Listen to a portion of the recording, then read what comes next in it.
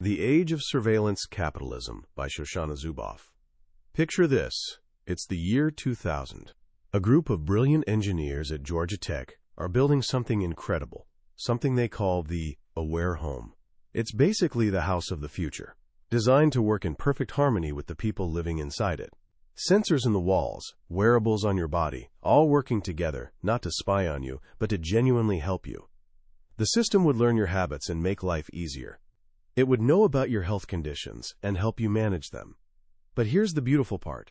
The engineers who designed this dream made 3 ironclad promises. First, all the data this system created belonged exclusively to you. Second, the power to use that information, also yours. And third, your home would remain what it's always been, your private sanctuary, your sacred space where you call the shots. The Aware Home was an amazing vision of a digital future where technology would be our trusted partner. Now jump to today. You buy a smart thermostat for your home. Sleek little device, learns your schedule, saves you money. Sounds great, right? But when you install it, you're hit with a privacy policy, terms of service, and an end-user license agreement. A team of legal scholars in London actually calculated that to truly understand all the agreements connected to that one thermostat and its ecosystem of apps, you'd need to read nearly 1,000 contracts. And what happens if you refuse? If you say, "No thanks, I don't want to share my private household data with random third parties"? The company's terms make it clear. Your thermostat's functionality gets crippled. Security updates stop. Your home becomes vulnerable to everything from frozen pipes to hackers. So what on earth happened between the Aware Home and the smart thermostat? How did this dream of empowerment morph into a reality of coercion? How did the digital future, which promised to feel like home, start feeling more like exile, where we're watched, tracked, and controlled by forces we can't see and barely understand?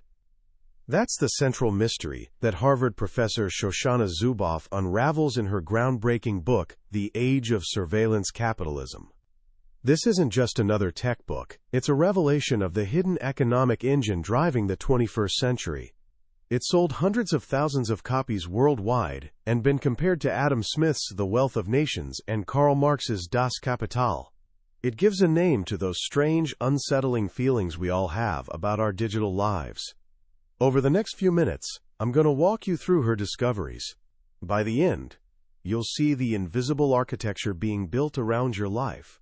You'll understand how your most personal experiences, your clicks, your likes, your searches, even your private conversations, are being transformed into the most valuable commodity on Earth, a new kind of raw material for a multi-trillion-dollar marketplace you've never actually seen. And most importantly, you'll understand the fight that's now underway for your freedom, your autonomy, and your future. Our story begins in the early days of the Internet, a time bursting with wild, untamed optimism. It felt like a new frontier, where information would be free, voices would be amplified, and power would be spread out instead of concentrated. And at the heart of that dream was a young company with a deceptively simple mission: to organize the world's information and make it universally accessible and useful. That company, of course, was Google. In its first years, Google operated on this beautiful cycle. You'd search for something, and along with your search terms, your behavior created a trail of what Zuboff calls digital exhaust, or data exhaust. Things like how you phrased your query, your spelling mistakes, where you clicked, how long you stayed on a page. At first, Google used this exhaust purely to make its service better for you. The more data you provided, the smarter the search engine became. The smarter it got, the more relevant its results. The more relevant the results, the more you used it. A perfect, self-sustaining loop. Zuboff calls this the behavioral value reinvestment cycle. You provided value through data, and that value got reinvested directly back into your experience. In this early model, you were the subject, the point of it all. But there was a problem, a massive one. This beautiful cycle, for all its elegance, wasn't making any money. Google had a fantastic service but no business model. And then, in 2000, the dot-com bubble burst. The financial earthquake that shook Silicon Valley sent panic waves through Google's investors. They were hemorrhaging cash, and the pressure to turn a profit became crushing. This crisis was the turning point. The moment that changed everything, not just for Google, but for all of us. In their desperation, Google's leaders made a pivotal discovery. They realized that the data exhaust they were collecting had a hidden, secondary value. While some of it was needed to improve the service, the rest, the vast majority, was surplus. Behavioral surplus. And this surplus was pure gold. Why? Because it contained predictive signals. It held clues about what you were interested in, what you were thinking about, and, most importantly, what you were likely to do next. Google realized it could use its immense computational power to process this surplus and create a new kind of product, a prediction product. A prediction of your future behavior. And who would pay for such predictions? Advertisers. This was the birth of a brand new economic logic. Zuboff gives it a name: surveillance capitalism. It's a new form of market that claims private human experience as a free source of raw material for production and sales. Let's break that down, because it's the most important idea in the entire book. First, surveillance capitalism unilaterally claims human experience as its raw material. Just as industrial capitalism claimed the natural world, forests, mountains, rivers, and turned them into commodities, surveillance capitalism claims our inner world. Your personality, your emotions, your insecurities, your desires, it's all seen as virgin territory, ready to be harvested. And they decided they could take it for free. Second, it uses this raw material to create prediction products. Your life gets fed into what Zuboff calls machine intelligence, sophisticated artificial intelligence systems that churn out predictions about you. Third, these prediction products get sold in a new kind of marketplace that trades exclusively in human futures. Zuboff calls these behavioral futures markets. Companies buy and sell bets on what you will do. Will you buy this product? Will you click this ad? Will you vote for this candidate? This is the point where our relationship with technology was fundamentally flipped on its head. Suddenly, we were no longer the customer. We weren't even the product, as the old saying goes. We were something far more fundamental. We were the source of the raw material, the oil field, the diamond mine. Our lives became the free natural resource fueling this new economic engine. The actual customers of Google and, later, Facebook are the businesses that buy predictions about our future behavior. This shift created a new kind of power, built on extreme information asymmetry. They know everything about us, while their operations are designed to be unknowable to us. They accumulate vast domains of new knowledge from us, but not for us. They predict our futures for others, gain, not ours. Once this model proved to be unimaginably profitable, the race was on. The logic of competition kicked in, creating what Zuboff calls the prediction imperative. To stay ahead, surveillance capitalists needed to make their predictions better, and better predictions required more and more data. This led to two major expansions. The first was scale. They needed to extract as much data as possible. This is why Google expanded beyond search into maps, email, photos, and the Android operating system. It's why Facebook developed the like button, a brilliant invention for capturing your preferences across the entire internet. But soon, scale wasn't enough. To make truly powerful predictions, they also needed scope. Not just lots of data, but many different kinds of data. This drove the second expansion, the move from the virtual world into the real world.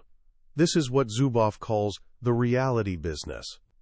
Suddenly, your home, your car, your city, and even your body became new frontiers for extraction. The aware home, that dream from 2000, was dead.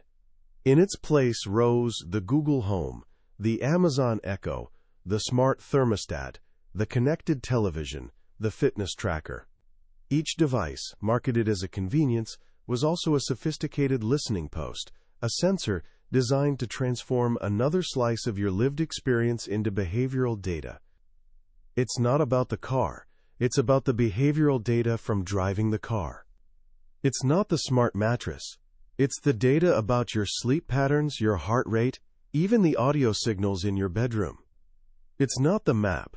It's the data from interacting with the map, revealing where you go, how long you stay, and who you're with. This is why Zuboff argues the phrase Internet of Things is misleading.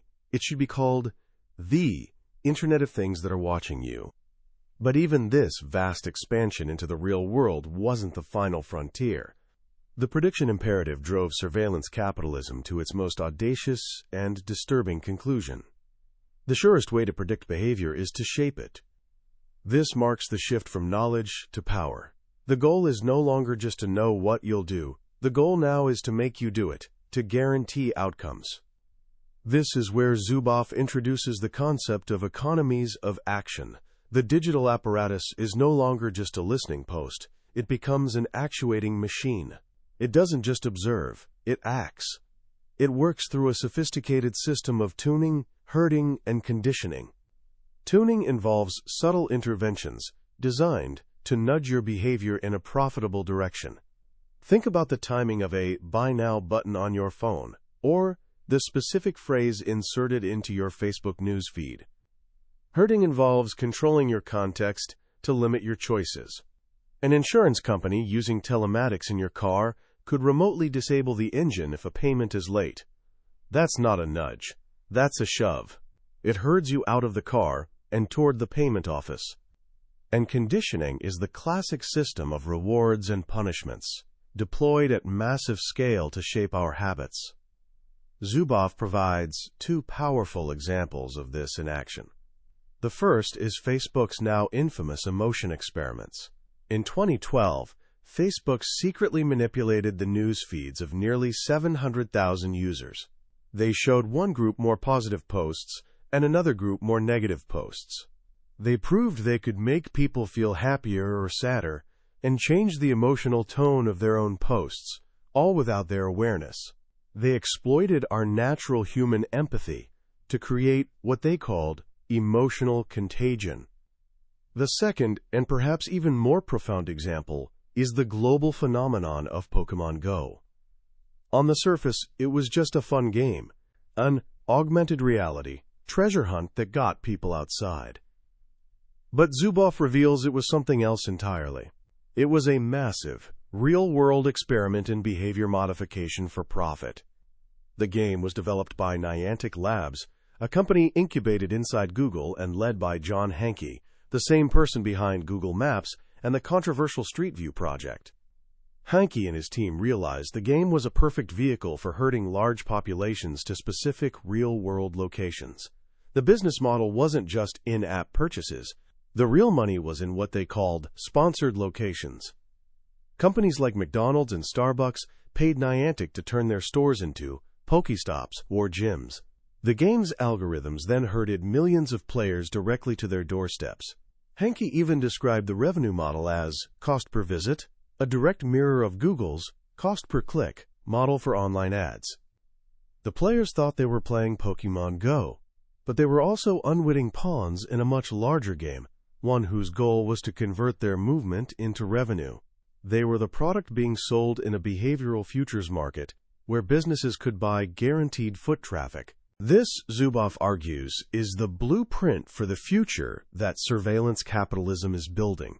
A world where our behavior is continuously monitored and subtly shaped toward commercial ends, all happening just beyond our awareness.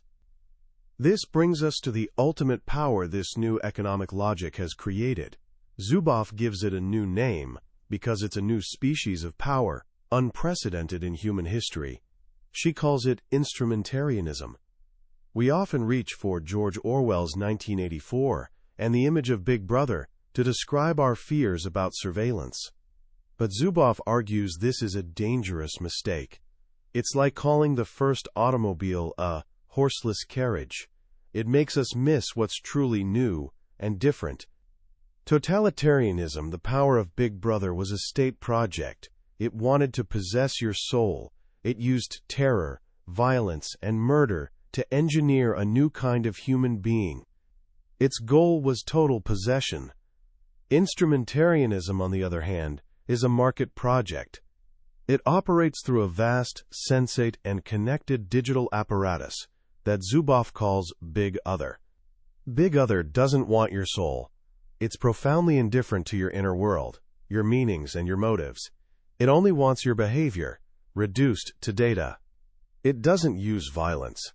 It uses radical indifference and automated systems of nudges and rewards. Its goal isn't possession, but total certainty. It doesn't care why you do something, only that you do it in a way that's predictable and profitable. Totalitarianism wanted to crush your individuality to make you conform to the collective. Instrumentarianism doesn't need to crush you, it just needs to tune you. It wants to create a society that functions like a perfectly synchronized machine, where social pressure and automated systems ensure everyone moves in harmonious, predictable patterns. This is the utopia of certainty, a world without the messy, unpredictable, and sometimes beautiful friction of human free will. In this world, Zuboff argues, we're being exiled from our own lives. Our experience gets rendered into data, but we're excluded from the knowledge that data provides. We become like ghosts in our own lives, our behavior owned and directed by others. This leads to the loss of two fundamental human rights we've never had to name before, because they've never been under systematic attack. The first is the right to the future tense. This is our ability to imagine a future for ourselves and to will it into being. It's the foundation of a promise, of a goal, of authorship over your own life. Surveillance capitalism replaces our I will with its you will. It claims our future as its own, to be shaped and sold for profit. The second is the right to sanctuary. Throughout human history, we've understood the need for private space, a home, a backstage, where we can be our unvarnished selves, free from others' gaze. Big Other, this ubiquitous apparatus, is designed to eliminate sanctuary. It brings the universe into our walls, our bedrooms, our very bodies, leaving us with no escape. This entire system, Zuboff concludes, amounts to a new form of illegitimate power. It's not a military coup. It's what she calls a coup from above, an overthrow of the people's sovereignty, carried out not by the state, but by a new, rogue form of capitalism that's hijacked the digital future for its own ends. It's a form of tyranny that feeds on people but isn't of the people. It's a conquest that operates not with armies and banners, but with algorithms and declarations, with terms of service we don't read and technologies we don't understand. And it succeeded, Zuboff argues, because we were unprepared for something so new, so audacious, and so total in its ambition. Reading The Age of Surveillance Capitalism is like being handed special glasses that let you see the hidden machinery operating just beneath the surface of your daily life. It's a profound, and at times deeply unsettling experience. Shoshana Zuboff doesn't just describe a series of privacy violations. She reveals an entirely new economic logic that's quietly become the dominant force of our time. And the most powerful lesson from this book is that what's happening to us isn't an accident. It's not a bug. It's a feature. It's the intended consequence of a system designed for one purpose: to turn our lives into profit by achieving total certainty. Think about the last time you felt that irresistible pull to check your phone for notifications. That little dopamine hit Sean Parker, Facebook's first president, talked about, that's not your weakness. That's a machine designed with the precision of a Swiss watch to capture and hold your attention. Think about the last time an ad seemed to read your mind, showing you exactly what you'd just been talking about. That's not magic. That's Big Other, connecting the dots from your conversations, your location, your search history, and 1,000 other signals to put that ad in front of you at the perfect moment of vulnerability. What Zuboff does so brilliantly is give us the language to name these forces. Words like behavioral surplus, instrumentarian power, and the right to the future tense aren't just academic terms. They're tools. They're weapons in the fight to reclaim our own lives. Because the book's final message isn't one of despair, but of empowerment. This future isn't inevitable. Zuboff reminds us of a powerful line from John Steinbeck's The Grapes of Wrath, where farmers are being kicked off their land by agents of the bank. The agents say the bank is something more than men. Men made it, but they can't control it. It's a monster. This is the lie of inevitability. The lie that tells us technology has a mind of its own, that progress must move in only one direction, that we're powerless to resist. Zuboff shows us that people made this. Specific individuals, in a specific time and place, made choices that led us here. And because it was made by people, it can be unmade and remade by people. So what can we do? The fight against a multi-trillion-dollar system can feel overwhelming. But it starts with simple, personal acts of resistance. First, awareness. The most crucial step is simply to see it. Start noticing these mechanisms in your daily life. When you feel that compulsive pull, name it. When an app asks for your location for no good reason, name it. When a service feels a little too magical, name it. Call it what it is: surveillance. This is the beginning of waking up from what Zuboff calls our psychic numbing. Second, be the friction. Surveillance capitalism thrives on smooth, frictionless data flow. Anything that interrupts that flow is resistance. Question the defaults. Turn off location services for apps that don't need them. Use browsers that block trackers. Choose services that respect your privacy, even if they aren't as slick. It's not about hiding perfectly. It's about refusing to be an easy target. It's about asserting that your life isn't a free source of raw material.